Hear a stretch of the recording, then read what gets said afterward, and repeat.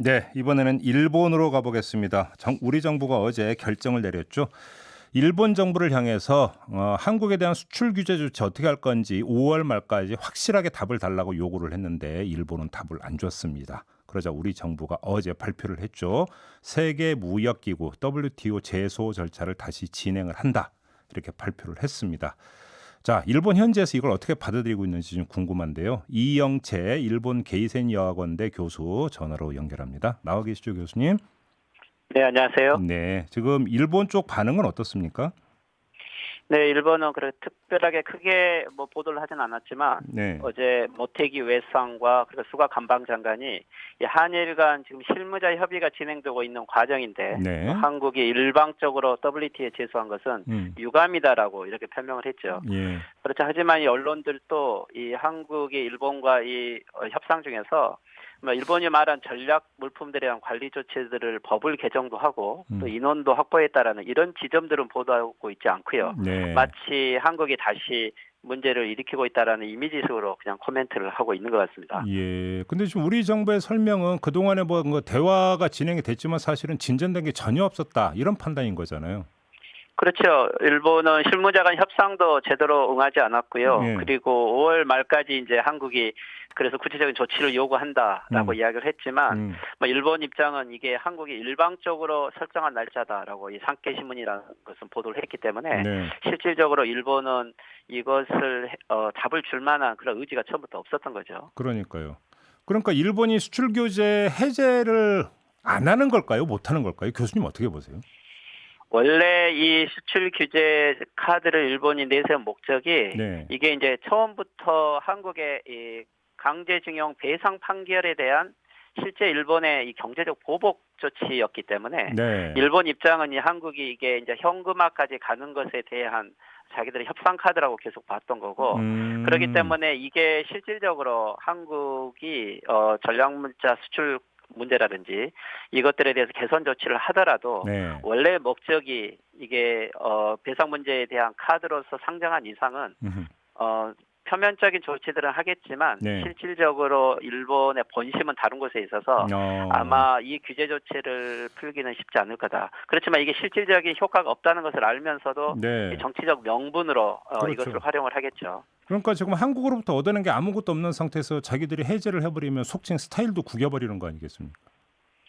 예, 실질적으로 그런 거죠. 이것에 대한 카드의 경제적인 효과는 오히려 일본이 훨씬 더 많은 피해를 받고 네, 그래서 일본 내 기업들 중에서 보면 특히 불화수소 수출 기업들이 벌써 지난달에 보도가 되었던 것은 작년 대비 어떤 기업은 50% 정도의 수출이 어, 예, 격감했고 또 예, 한국에 대해서 대부분 지금 한국은 일본에서 소재 산업에서 독립해가고 있다라고 음, 일본 경제신문이 보도를 하면서 네, 오히려 일본 정부의 조치가 왜 작년에 이런 조치밖에 할 수 없었는가라고 네, 좀 불만을 이야기했는데요. 음, 그렇다면 지금 다시 일본 기업들 입장에서 봤을 때 음, 이 한국이 WTO 제소 재개를 통해서 다시 제기한 것은 물론 일본 기업들도 당연히 또 악화될 것을 긴장은 하고 있지만 네. 하지만 일본 기업들은 오히려 이 한국 정부보다 일본 정부의 효과도 없는 지금 카드를 유지하고 있는 이 방식에 훨씬 더 불만이 많을 것 같아요. 이런 걸 두고 이제 자충수라고 하는 거 아니겠습니까, 교수님? 그죠?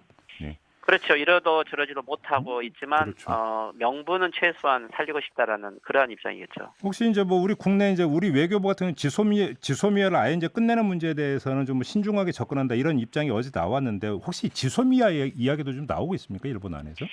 일본 내에서 아마 지소미아는 나오고 있지는 않지만 어쨌든 지소미아 카드를 한국이 다시 내걸기는 쉽지 않을 거다라고는 좀 판단을 하고 있을 것 같고요. 미국 때문에. 네, 예, 네, 그렇죠. 아마 그래서 한국도 실질적으로 이게 7월이 되면 근 1년 가까워졌기 때문에 그렇죠. 그 전에 이 한국은 적절한 조치를 했고 음, 지금 시점에서 이 다국 간 협상 카드를 가져가는 것은 한국에게 그렇게 불리한 것은 아닐 것 같고 오히려 네, 한국은 벌써 이제 WTO 지금 단계에서는 양국 간 일본과 한국의 정부의 설명회가 끝났고 네, 지금부터는 이 다국 간에 의한 의견 조율 기간이기 때문에 음, 한국은 오히려 실질적인 조치도 취했고 또 코로나 전국상에서 한국의 국제적 위상도 높아졌기 때문에 네, 한국 입장에서는 적절한 시기에 지금 관계를 전환시키고 한국이 새로운 제안을 만들어가는 것들은 좀 적절한 조치인 것 같습니다. 알겠습니다. 다른 얘기 좀 하나 여쭤볼게요. 트럼프 미국 대통령이 G7 갖고는 안 되니까 넓히자면서 문재인 대통령을 초청을 하지 않았습니까? 그랬죠. 일본 측은 뭐 아주 그 탐탁치 않게 여긴다 이런 보도가 있던데 맞습니까? 일본의 맨 처음 반응은 먼저 아마 미국 쪽에서 설명을 제대로 듣지 못한 것 같고요. 아하. 그래서 일본 측 입장에서는 일단 지금 현재 이것은 주최국인 뭐랄까요, 이 미국의 초청에 의한 것이다라고만 그냥 이야기를 하고 있는 것 같습니다. 그러니까 이게 그리고 정식 회원국이 아니라 그냥 초청 국가로 일회성으로 초청하는 거 아니냐 이런 식으로 본다라는 거죠. 그렇죠. 그렇게 판단을 하고 싶어 하고요. 예. 그리고 이제 지금 현재 미국의 이 트럼프 대통령의 설명은 이 코로나 전국을 대처하기 위해서 G7이 아니고 G10이라든지 11으로 확대해서 예. 새로운 국제 정세를 다루고 싶다라는 비전인데, 예. 그렇지만 이제 여기에서 일본이 주되게 하는 이야기는 즉 러시아 문제가 나오고 있는데, 러시아 같은 경우는 영국이나 캐나다가 국제법을 준수하지 않는다라고 해서 원래 G8에서 러시아가 빠져 있는 상태잖아요. 그렇죠. 그렇기 때문에 이제 러시아처럼 국제법을 준수하지 않는 나라를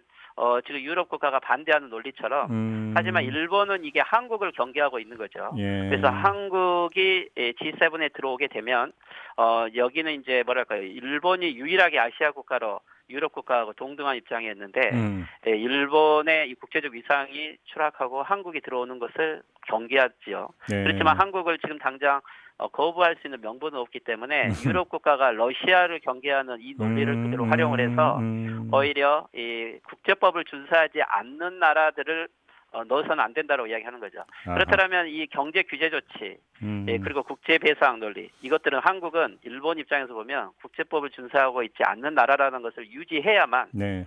이 G10으로 확대된 것을 방지할 수 있기 때문에, 네. 그래서 아마 경제 규제 조치를 오히려 더 풀 수 없을 거고 그것을 그렇죠. 계속 유지하는 그렇죠. 모습을 보이겠죠. 이게 연결이 돼 있는 문제다라는 말씀이시네요. 네, 그렇게도 볼 수 있겠네요.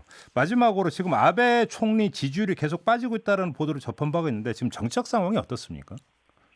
예, 지금 아베 수상의 지지율이 5월 말부터 6월 초까지 나오고 있는데, 이 중도 계열에서 즉 아사히 신문이나 마이니치 신문 같은 경우는 대부분 지지율이 29%까지 폭락을 하고 있고요. 오호, 예. 후지 상케이 계열이라든지 교도통신 이런 것은 35, 6%까지 나오는데, 중요한 것은 실질적으로 양쪽 다 아베 정권을 지지하지 않는다라는 의견이 50%에서부터 60%까지 나오고 있거든요. 네, 네. 그렇다면 이제 이게 코로나 이전의 정국과는 다른 게, 그 이전에는 아베 정권이 여러 가지 혐한 정책이라든가 또는 뭐 북한 문제를 통해서 지지율 회복을 몇 번 해왔지만, 네. 이것은 지금 코로나의 문제, 그리고 검찰총장 임명 실패 문제, 그래서 아마 이 상황에서 지지율 회복은 스스로는 어렵다라고 봐야 될 것 같고요. 네. 그래서 야당은 처음으로 정권 교체에 좀 꿈도 꿀 수 있는 상황이 처음으로 되어서 예. 아마 분열된 야당의 좀 통합 논의가 진행되고 있는 것 같습니다. 지금 일본 야당이 벌써 그렇게 정책으로 움직이고 있는 겁니까? 예. 주목해서 봐야 되는 그런 문제인 것 같네요. 알겠습니다. 자, 오늘 말씀 여기까지 듣게요. 고맙습니다, 교수님. 네, 수고하십시오. 네, 지금까지 이영채 일본 게이센 여학원대 교수와 함께했습니다.